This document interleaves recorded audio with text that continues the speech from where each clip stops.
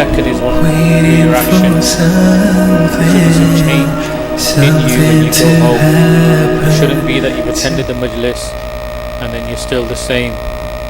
You know, there should be some thinking, some pondering going on, and thinking, how can I change?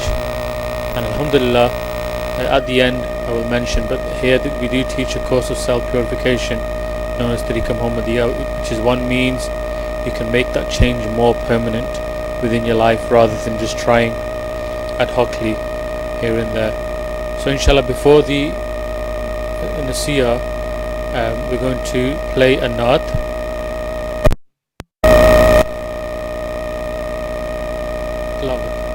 Okay, inshallah, we're going to have Brother Ahmed, Ahmed, I've forgotten his name now. He's going to do some recite tilawat for us, after which there will be a naat sharif. So inshallah, Brother Ahmed, can you please?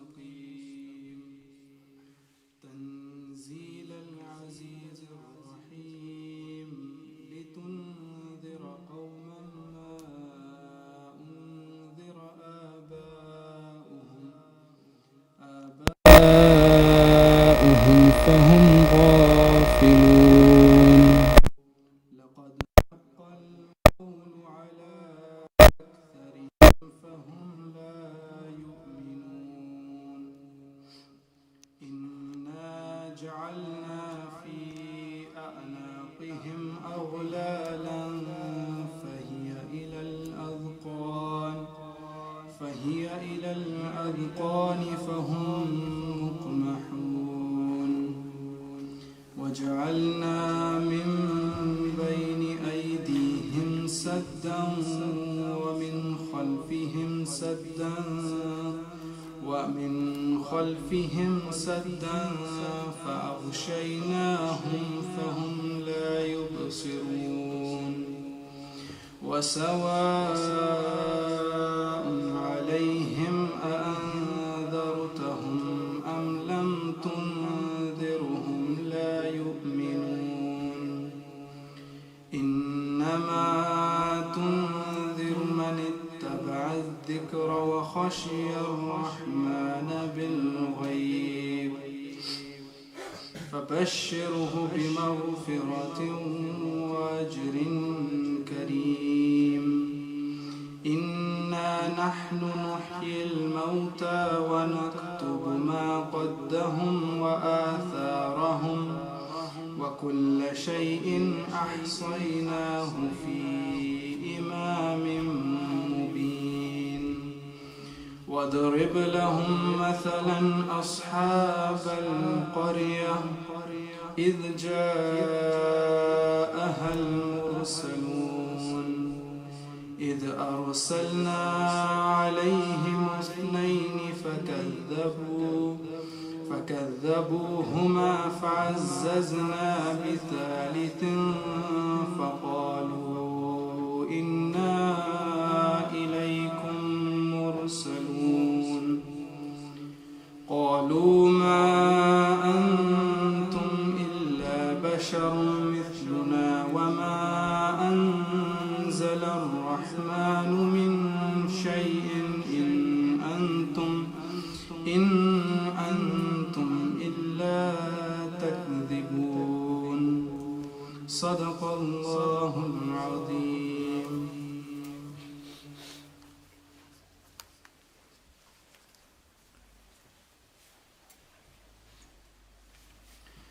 लजपाल नबी मेरे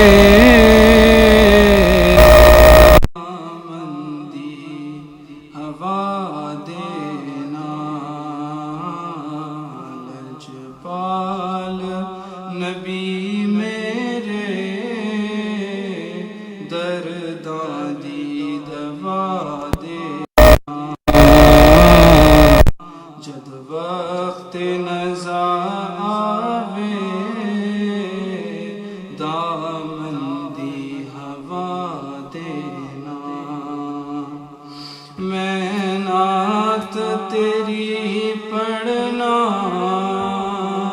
मैं जिक्र तेरा करना, मैं नात तेरी पढ़ना, मैं जिक्र तेरा करना, इस जिक्र दी बरकत नाल मेरी कब्र बसा देना। लजपाल नबी मेरे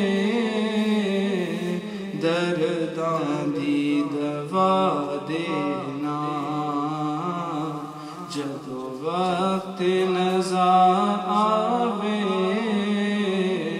दामन दी हवा देना। जद वक्त नज़ा आवे दामन दी हवा देना।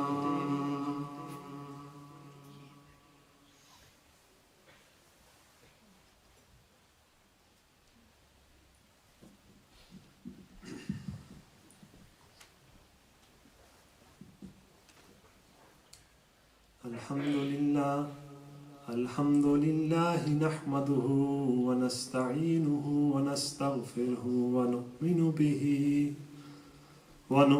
به ونتوكل عليه ونعوذ بالله من شرور أنفسهم ومن سيئات أعمالهم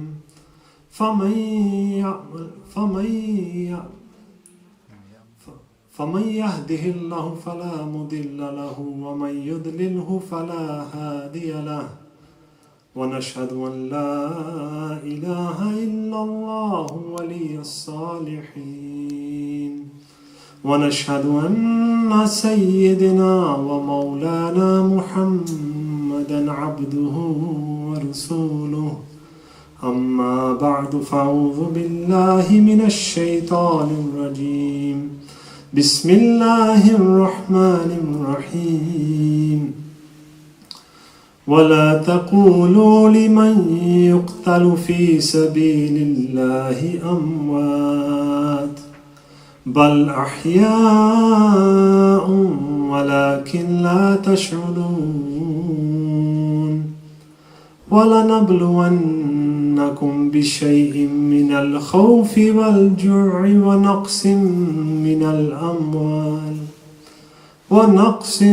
من الأموال والأنفس والثمرات وبشر الصابرين الذين إذا أصابتهم مصيبة قالوا إنا لله وإنا إليه راجعون أولئك عليهم صلوات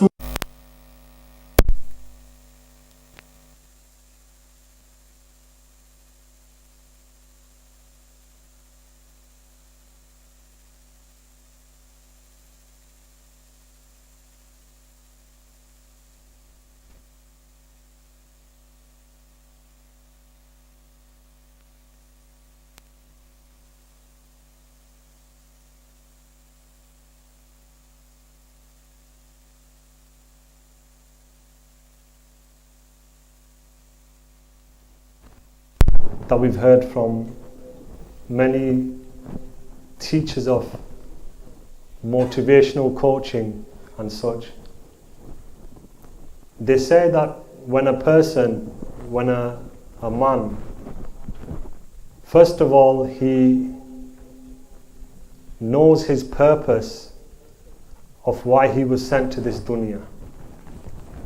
That's his first birth, you can say, is when he knows what the reason was for him coming into the world.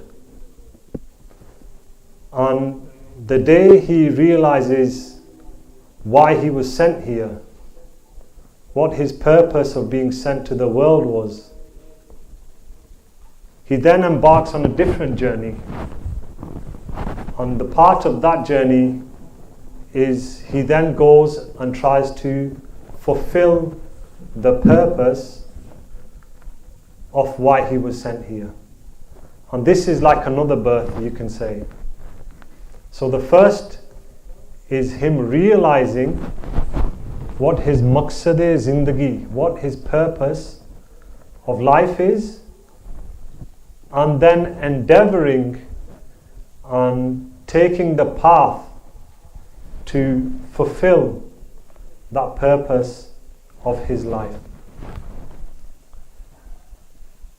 Before we start any majlis, especially in the zawiyas and whatever the majlis of zikr and nasiha is, we're oftentimes, many times we're told, is to correct our intention. What is our purpose of coming here today and gathering in such a majlis? And really we should ponder deeply and reflect within ourselves that not only are we here today to learn and to try to share the message and then convey the message forward, we should also try to understand the message that is being delivered. Let it settle into mine and your heart. The message, let the message settle into our hearts, and then practically to go out and implement the message and then convey to others as well. You see, many times throughout our lives, sometimes our route or times becomes diluted with other things of the dunya. What do I mean by this? Is that maybe at the beginning we say that when we embark on the journey, especially the journey to Allah subhanahu wa ta'ala, maybe at the beginning we say that yes, this is something I want to do, it's a path I want to follow, and I'm going to endeavor and put all the effort in and try to reach the maqsad, which is the pleasure of Allah subhanahu wa ta'ala. But over time, over months, over years, certain situations and problems can occur, and we sometimes get like a brain fog, you can say, like a brain fog overcomes us, and we slightly begin to divert away from the maqsad and the true purpose of our lives. Sometimes financial situations cause us to become overwhelmed with worry and concern. So you will see many people, they will go on the internet, they will be on certain websites and listening to certain motivational speakers constantly, because they believe that maybe if they can get advice from somebody who has achieved something in that particular field, they then believe that, okay, this person has reached his destination, or the destination where I want to achieve as well. He has reached and achieved that. So now I need to copy or imitate this person for me to also become successful. And if we look, especially over the last 25 or 20 odd years, in business, one of the most prominent names you hear is Steve Jobs. He's passed away now, but his name you hear in the business world, and often on motivational quotes. Sometimes they take small snippets and they post his certain sayings, and people think he was somebody who achieved a very high level and station in business, and they want to imitate him. But when you look at his life and you see, yes, he did certain things like revolutionize the world of brought computers into the normal household of people. So he did certain things, and he came up with certain ideas where even, the mobile phone that we have now, many of the features that are on these mobile phones, were Steve Jobs. He was the one who, came up with this. So he did certain things, but at the same time, not just him, in general as well, a lot of these people are very troubled at the same time. They're very troubled people, and if you ever have read or seen his documentary and things, you will see that he was a person who, yes, when he went on the stage, he could articulate and he could, really grab the attention of people. But in himself, Steve Jobs, he lived a very troubled kind of life. So we should actually look at people who have achieved and left a legacy and not take these types of people as our role models. In the world of sport, there's no more profound name. If I'm sure majority of the brothers here, if we were to say that, who would you say is, probably the greatest sportsman who ever lived in this modern era? Many people would say it's Muhammad Ali. Muhammad Ali. And Muhammad Ali himself was somebody who first came to the religion of Islam through his mentor, Malcolm X. And by him not just being a brilliant fighter in the ring, that wasn't his only quality, because he surpassed many people and many world leaders, even those who have lived up to today. He surpassed many of them in his courage to speak out against those things where people were becoming oppressed. And this is why, Muhammad Ali was the world champion, many of you would know as well. He was the champion of the world in boxing. He had a career, and the American army at that time were in Vietnam, and they had a drive to bring more recruits, bring more people into the war, and to embark into the path of fighting in Vietnam. And they said to him, they offered him, they said, look, if you just be the face of what we're doing in Vietnam. And he was so grounded morally and ethically, and his principles were so strong that he accepted going to prison, but he never accepted to be part of an unjust war. Just imagine. Somebody who is the elite boxing, because at that time boxing was seen as one of the biggest worldwide global sports. He was the top. He was at the top of the sport. He was at the top of the sport, and yet still he accepted that he would be willing to go to prison. This is why today, myself and yourself, we remember people like him, people who stood for the truth. Again, if we look in people who study linguistics and language things and English and literature, especially the English language, they say that there's certain people who came within the arena of academic and academy, people like Shakespeare. Again, a lot of the things that Shakespeare took, he took from the Islamic world. He read into the saintly people of the East, and then he brought them same stories and put an English kind of twist on it, and then conveyed that in the English language. So what I'm trying to say is that whenever a person embarks on a journey, especially when they realize what their purpose of life is, And then when they pursue their purpose of life, they should always look and try to see who is the pinnacle at the peak, who is the highest in that particular field, and then they should try to follow that particular person and imitate them.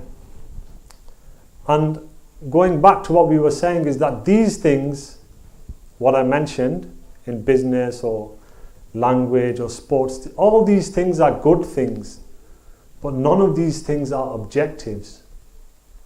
None of these things are ultimate objectives. The ultimate objective for myself, for yourself, for anyone who decides to embark on this path of self-purification, we're so blessed to have giants.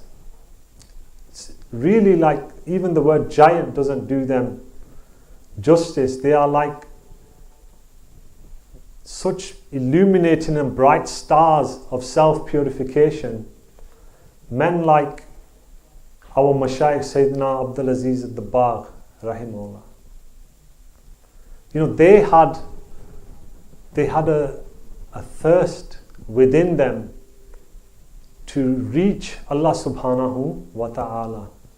And they set off from where they were in Morocco, Maghrib, and they traveled as far as India. Can you imagine? Nowadays, if we go on a journey to Pakistan, India, maybe the flight is 8 hours and our legs are hurting. We've been sat in the economy seat, for a long time. We're flicking through, we're trying to find something to watch, trying to pass the time. This is just an 8-hour journey. Imagine traveling for years, for over a decade. They traveled.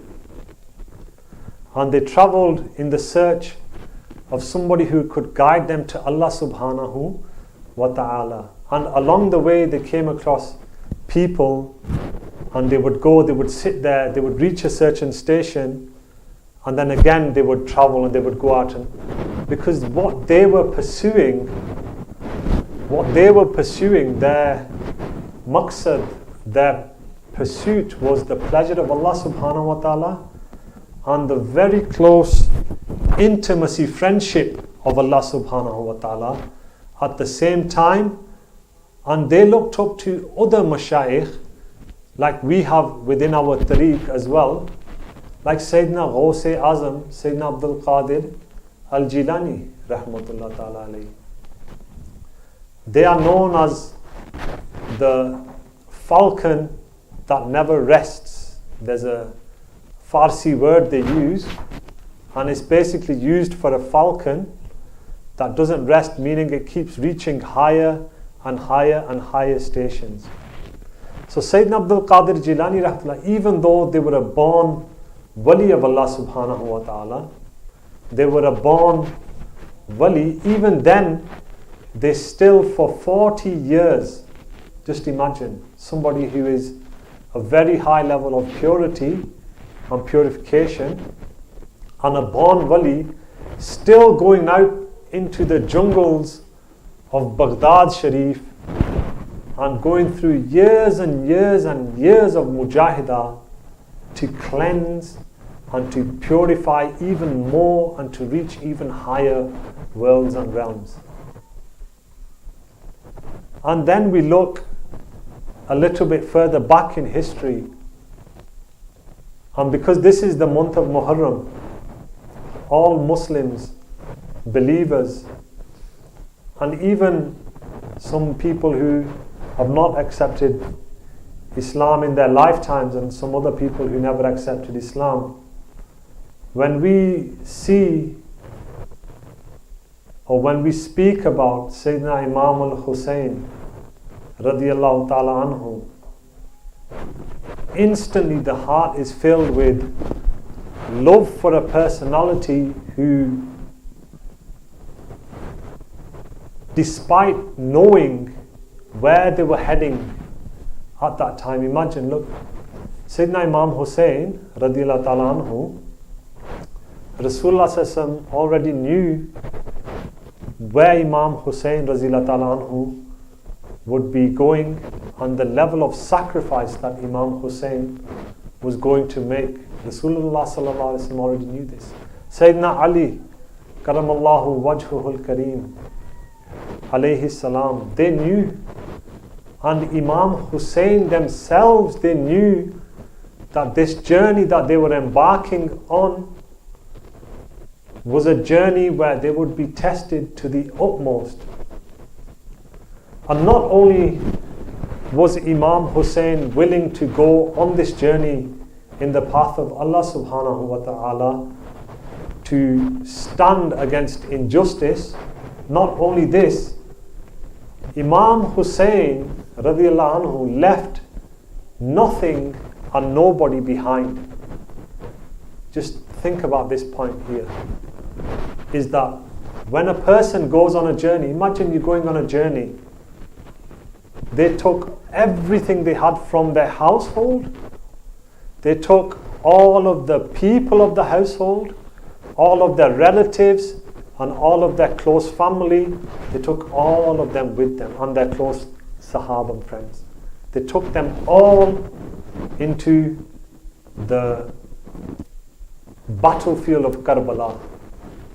Imagine, like, when a person is going into a certain situation, they sometimes might think, okay, well, I can leave some people behind, or I can leave some money behind. But Imam Hussain, knowing that this was a journey that they were going to embark upon, this was their journey, despite knowing that, they took everything and sacrificed everything in the path of Allah subhanahu wa ta'ala. Even sometimes people say certain things like, there was a young child there, maybe 1-2 years old, that child was sacrificed. But Imam Hussain was showing myself and yourself that when a person truly wants to please Allah subhanahu wa ta'ala and sets off on the journey to the pleasure of Allah subhanahu wa ta'ala, then nothing and no one can become an obstacle for that person. Nothing and nobody. And this is why Allah subhanahu wa ta'ala, up until today, we've mentioned the likes of Sayyidina Abdul Qadir al-Jilani, Sayyidina Abdul Aziz Tabab alayhim al-Rahman. We've mentioned Sayyidina Imam Hussain. These people were at the pinnacle and at the very highest in the field of purification, because whenever somebody does something extraordinary for Allah subhanahu wa ta'ala, then Allah subhanahu wa ta'ala also does extraordinary things for that person or for them people as well. This is a principle we've been taught by our mashayikh, is if myself, if yourself, if we do something which is extraordinary, something which is completely surreal in the sense of something which we cannot even comprehend, but for Allah subhanahu wa ta'ala we do this, then we realize and we understand that in return Allah subhanahu wa ta'ala will also do something extraordinary for us. And for the awliya, and amongst the awliya Allah subhanahu wa ta'ala, there was a wali from, this is just to give you a little bit of understanding about love and sacrifice that people make, is amongst the awliya, there was a wali from Pakistan. His name was quite not as prominent as some of the other awliya. His name was Abdur Rahman Chauhvi, rahmatullah alayhi. And this person was an Ummi saint. So they were Ummi. Ummi meaning their knowledge came directly from Allah subhanahu wa ta'ala, Rasulullah sallallahu alaihi wasallam. That knowledge was direct. And Hazrat Abdur Rahman, they had a deep, deep love for Rasulullah sallallahu alaihi wasallam. And in their heart and mind, they thought that, like the Quran is divided into 30 chapters. So we have 30 chapters, 30 juz of the Quran. Like the Quran is divided like this, we should also have 30 chapters of Durood. We should also have 30 chapters of Durood upon Rasulullah sallallahu alaihi wasallam. Now Hazrat Abdur Rahman, they weren't a scholarly person. So they hadn't been to a university, they hadn't studied Arabic, they were a Pakistan living person. And they were living in Pakistan and they had this deep desire within them to write this. And their books are still present today. Remember, their books are still, you can probably still find their books amongst the Pakistani scholars and in Urdu and things today, even in Arabic. So they had this deep desire to write 30 chapters of Durood in the praise of Rasulullah sallallahu alaihi wasallam. So what they did was they gathered, they were in Pakistan, so they were Pakistani, Urdu speaking, Punjabi speaking person. And they gathered the ulama of Pakistan, certain ulama that lived around Haripur, Islamabad, these areas. They gathered them and they said, look, my desire is to write 30 chapters or in Arabic in the praise of Rasulullah sallallahu alaihi wasallam. And what I will do is I will dictate these chapters to you and you will write down what I am saying. So they went and the ulama gathered, and for many months or over a certain period of time, they would in Arabic dictate these chapters, dictate these verses, and the ulama of Pakistan, they'd be writing and they wrote. And they compiled 30 chapters, just imagine. 30 chapters they compiled. And after the 30 chapters, it's something that is quite common, is they sent, or the Arabic, and don't forget these 30 chapters were in Arabic by a non-Arab speaking person as well. So they sent them chapters to one of the biggest universities in the Islamic world, Al-Azhar Sharif, which is in Egypt. Our blessed Mullah Mustafa Sahibs also studied there as well. They sent these 30 chapters to Al-Azhar, and the people, the ulama of Al-Azhar who are experts, they dedicate their life to studying just the language and the syntax of Arabic grammar. They spend their life just studying Arabic, and when they read these 30 chapters, they were absolutely fascinated. They said there's certain words that are used in this Durood that they are not even familiar with in Arabic. Imagine that even the high-ranking scholars of Arabic are unaware of some of the words that are used in these chapters. Because remember, whenever a person has a desire to please Allah subhanahu wa ta'ala, and regardless of whichever generation, whichever time, whichever place, whichever country they're in, none of these things are a barrier between that person achieving or being compensated for their love and the love of Allah subhanahu wa ta'ala. So coming back, Imam Hussain radiallahu ta'ala anhu, they did something which was absolutely extraordinary.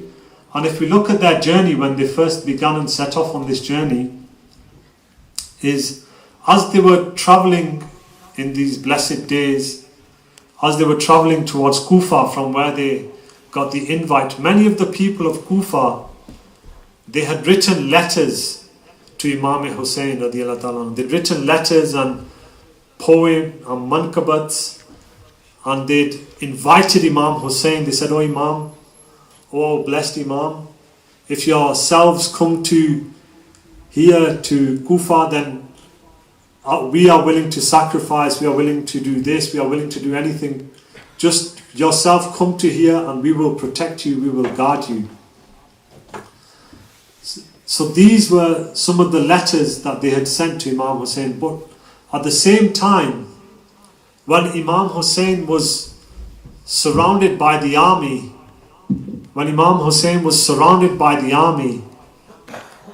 in the Karbala, the same people who had sent these letters did something very heinous. They went and burnt the tent, where the letters were. They went and burnt the tent with the letters in, just so that there would be no excuse for them. There would be no excuse for them if Yazid ever found them letters, because they feared him more than they feared Allah subhanahu wa ta'ala. So because those letters were in a tent, they burnt down the tent. The point I'm trying to say is that when a person has true love of Allah subhanahu wa ta'ala, of Rasulullah sallallahu alaihi wasallam, Imam Hussain, then they don't necessarily need to always outwardly show or outwardly say those things or outwardly write those things. The true love is something that's in the heart. The true love is something that's in the heart and that manifests in a person's behavior, in a person's conduct, throughout a person's life and in a person's interactions. Because you look, when the time came for Imam Hussain and the people who called Imam Hussain to their area, when the time came for them to support him, there was nobody there. Imam Hussain, thousands of people called them, but in their camp, maybe 12 people came and said, "Oh Imam Hussain, we are here, we are present here with you." Because unfortunately, this is the nature of people sometimes, is when a person goes into a fight or flight, you can say. That's a word we can use here, fight. So for them it was, okay, we've invited Imam Hussain, we've called them to Kufa, now are we going to back up what we've said? So then it was a time of either going in and helping Imam Hussain or staying where they were. And majority of the people, in the thousands, when the time came, the Mashaykh have mentioned it's like election. Like we have an election in this country, or we have election in Pakistan, India, Bangladesh, wherever we're from. Throughout the year the person can, they'll be on the loudspeaker, even when in Pakistan especially, sometimes people are trying to speak and sleep, people are trying to sleep, and on the loudspeaker they're reading Mankabat and Naat, and they're doing all this, and they're going into these certain states and saying all these things. But when the time comes for voting and when the time comes for election, they will bring in power those people who are completely against the Sunnah of Rasulullah sallallahu alaihi wasallam. They will vote for those people, and then when asked, they will say, "Baladri da masala. This is a family thing.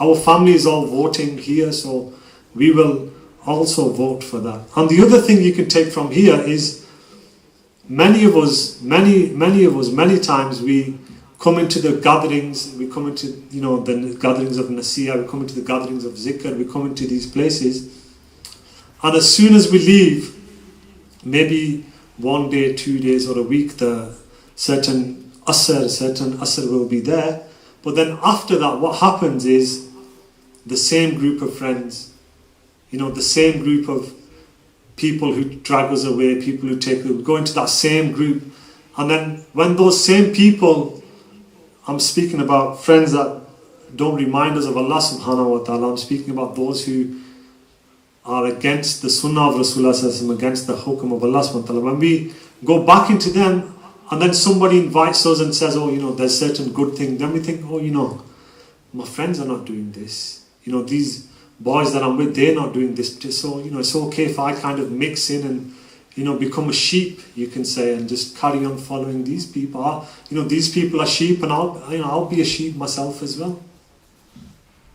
Do you understand? So it's not just a matter of, remember, it's not just myself or yourself following people. We're actually giving them people, or that person, we're giving them the position that we should give to Allah subhanahu wa ta'ala and Rasulullah sallallahu alaihi wasallam. We're giving them that position. And it brings me to a quote, a khutbah, which we've paraphrased in my own words, from Imam Hussain radiyallahu ta'ala, when they were in the khutbah, when they were in the battle of Karbala and they gave the third khutbah.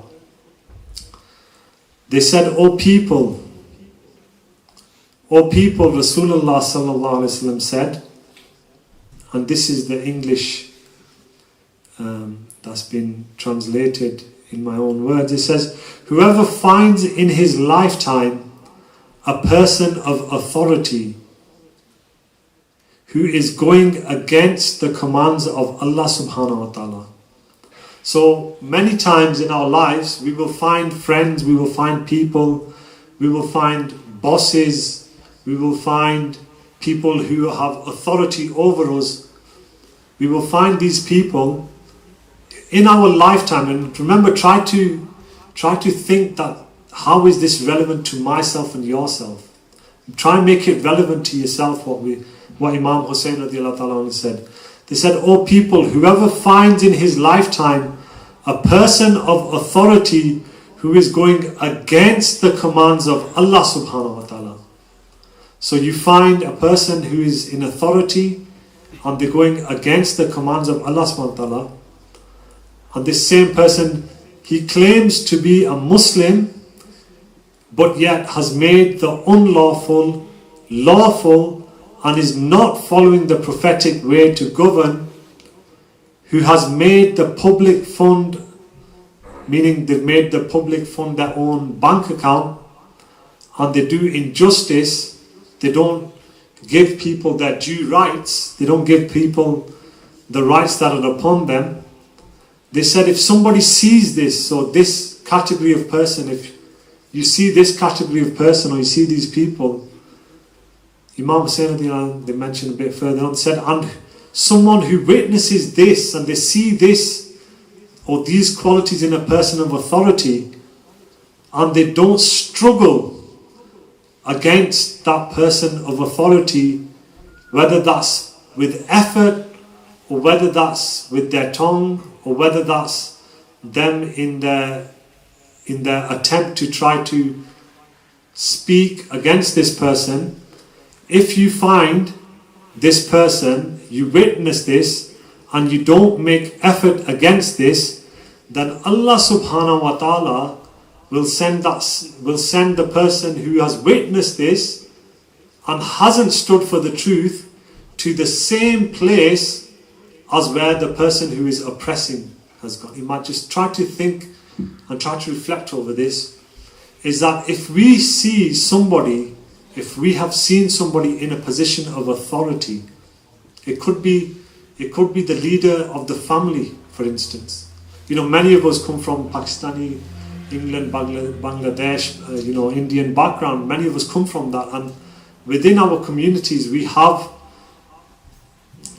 certain loyalties, as you can say, to our elders. Sometimes we have loyalties to people who are our elders. We see them as elders. So these same people who we see as our elders, when we see them following in these footsteps of, the Yazid, because these were qualities of Yazid. Hazrat Imam Hussain, they had nothing personally against Yazid. It was never a battle, or it was never something personal they had against Yazid. It was these qualities, these shaitanic qualities that Yazid had incorporated within himself. So if we see somebody within our family, within our organization, within our places of work, anywhere where we see this type of oppression and this type of injustice going on, then the least we can do, it reminds of a hadith of Rasulullah sallallahu alaihi wasallam as well, is where they mentioned that if you, and I'm paraphrasing in my own words, that if you see somebody doing something evil, then the first step is to make effort against that evil, whatever that evil is, to make an effort against that. If you think or you say you are a man and you can stand up and speak up for yourself, then speak up against these people. If a person is doing this and you're witness, and because Allah subhanahu wa ta'ala has put in everybody's heart, He's put a certain measuring device, you can say. It's like a device within us that's placed.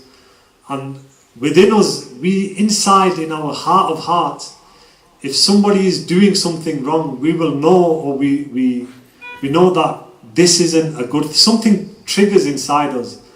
something wakes up inside us that this isn't right. It might be my friend, it might be my cousin, it could be it could be somebody who's older, but that person's not doing the right thing. So again, coming back, to the hadith of Rasulullah, if you see somebody doing something like this, then make effort and struggle against that. If you can't, if you feel, okay, well, this person has too much authority over me, this person has too much power over me, then at least speak against it. Speak against it. If somebody is doing some kind of oppression, speak. Say something about it. Say, brother, uncle, in this situation, I don't agree with you. If for example, and I'm going to give an old example because, I'm not that young anymore, so it's whatever comes to my mind, is, in Pakistan, many times, going back, a few years, people used to take the land of other people. It's not a laughing matter, but people used to take the land of other people and they'd say, those people, they're weak, how can they fight against us? Those people, they are weak, we'll take their land and, vekhi jayedi. We'll see what happens with these people. It's only so and so, they don't have the connections that we have, they don't know the people we know, and this kind of pride and arrogance is, fueled and within them, and they think, and so what I'm trying to say is that if we see behavior like this, if we see people like this, if we see these kind of qualities within our people or people who we know or our relatives, then if we can't physically go out and stop them, we should at least speak and say, uncle, okay, we are family, Allah subhanahu wa ta'ala has made us family, we are blood related, but in this situation I can't agree with you. In this, we can't do it we can't do this way. Things have to be fair. There has to be fairness in this. So that was the second. So the first is to make effort, the second is to speak against it. And then Rasulullah sallallahu alaihi wasallam mentioned that the third is to at least feel, at least in your heart, at least in your mind and in your heart, at least feel that person, okay, I might not be able to make effort against them, I might not even be able to strive or speak against them, but at least what that person is doing, I can at least say that, I can at least feel that, this isn't a very good thing that the person is doing. So, again, if we look at the life of the awliya Allah subhanahu wa ta'ala, if we look at the life of Imam Hussain radiallahu ta'ala, these people were true heroes of Islam. These people were true ambassadors and true representatives of Rasulullah sallallahu alaihi wasallam. And there's certain quotes, I'm just going to mention a few, inshallah, is Imam Hussain radiallahu ta'ala is mentioned in one of the quotes as well. It says, they said, "O dunya," again they're addressing the dunya, they're saying, "O dunya, you and your attractions cannot captivate me." So like many times people have such weak within themselves now that, maybe they can't stop looking at certain things on their mobile phones. Imagine, this is the level that many people have dropped to. When, if somebody asked you, brother, can I use your phone? And I need to check. So the first thing on the person's mind will be, what app was open, what website, and these kind of things. What would people do? They look. Oh no, I don't want to share my phone with this person. This person might see what's going on. It's the truth. It's the reality. Because so weak, we become so weak that the mobile phone has completely taken over our. Such as people say, brother, I can't wake up for Fajr. Well, there's a way of waking up for Fajr. Everything has you can manage everything, you see. If you've got your mobile phone and before you go to bed, okay, I'll put one alarm on, and the last thing I'm just scrolling, yes, okay, I'll put the phone under my pillow and go to sleep. So this is one person. And yes, I have niyat for waking up. And then next minute, 6 o'clock in the morning, they look at the time, oh, inna lillahi inna ilayhi raji'un. Fajr is, I've not been able to pray Fajr. This is one person. How do you manage that? Very simple. Download applications on your phone. There's certain applications where if you use them, they give you an alarm, and honestly, they'll wake your whole street up sometimes. You know, if you see, they're very loud. You know, these alarms, very loud systems, and they've been tried and tested. So rather than taking the phone and putting it under your pillow, why don't you pick the phone up, put it in your jacket, zip your jacket up, and leave it on the other side? So you have to get up from bed to turn the alarm off. Try it. If you're struggling with Fajr, or you're saying, brother, I can't wake up for Fajr, it's very hard. You know, okay, try this. Go pray Isha, go to sleep, put this super alarm on, you know, put it somewhere where you have to wake up, and illa mashallah, you will wake up for Fajr. If, you know. Coming to the other point as well, just from that, is, you know, we've entered into the month of Muharram, and we've come from Ramadan through to Shawwal, Zulqa'dah, Zulhijjah, and now we're in Muharram. And around this time, sometimes the effects of Ramadan, and you know, sometimes the effects of the intimacy and worship and the connection with Allah subhanahu wa ta'ala begins to slightly sometimes, or begins to deteriorate. A person begins to, as we were mentioning earlier on, a little bit of brain fog, and you know, the maqsad becomes a little bit, you know, corrupted sometimes as well. So one thing that a person can do is, especially during the month of Muharram and these months, is really try to refocus and reconnect with Allah subhanahu wa ta'ala, and think that, okay, in Ramazan I was fasting, it's been maybe 4 months now, am I still fasting maybe on a Monday, on a Thursday? Am I at least doing that? People sometimes want to know if Allah subhanahu wa ta'ala is happy with them or pleased with them. These things are signs sometimes that Allah subhanahu wa ta'ala is pleased with you. He is pleased with you. So think, has my fasting become affected? If you're finding you're not fasting as much, then again try to bring that.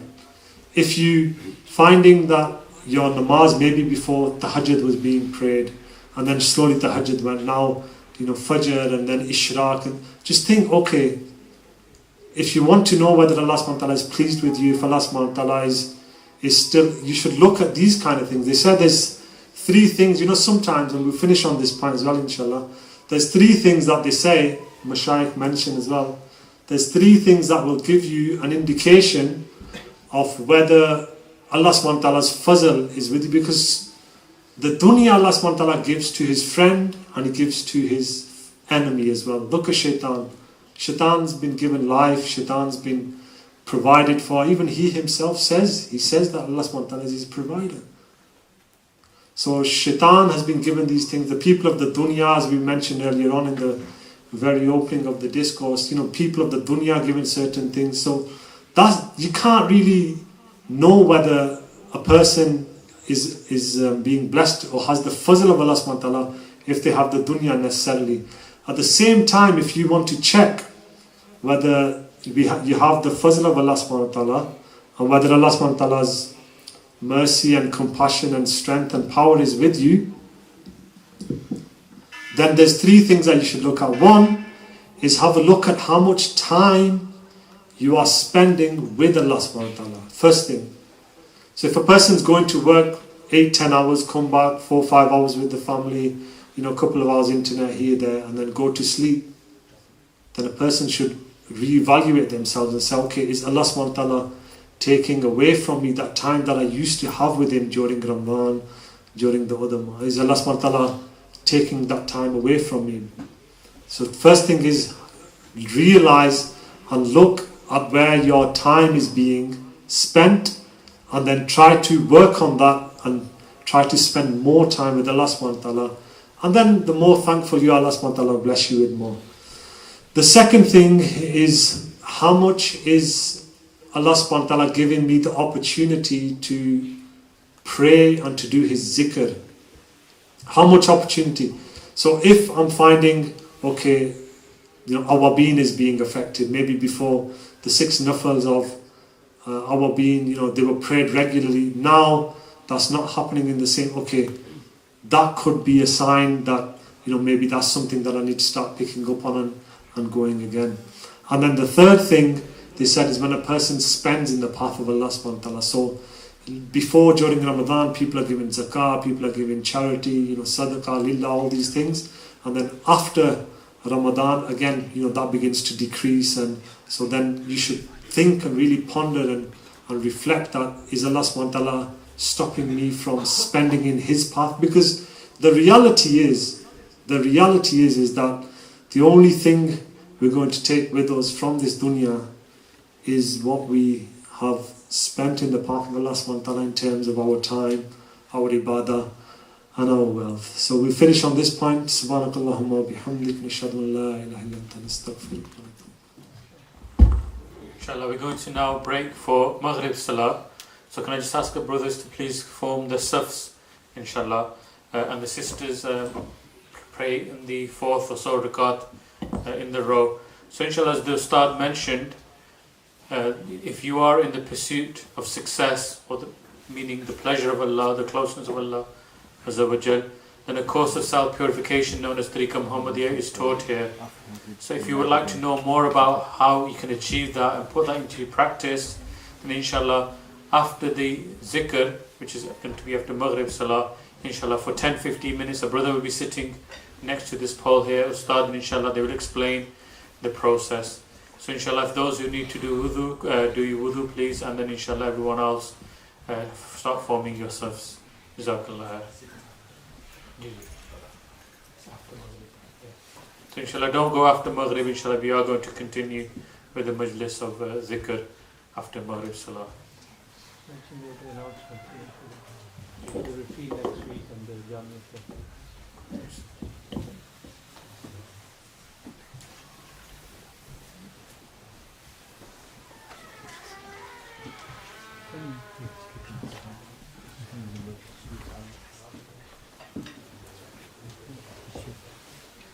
Birmingham.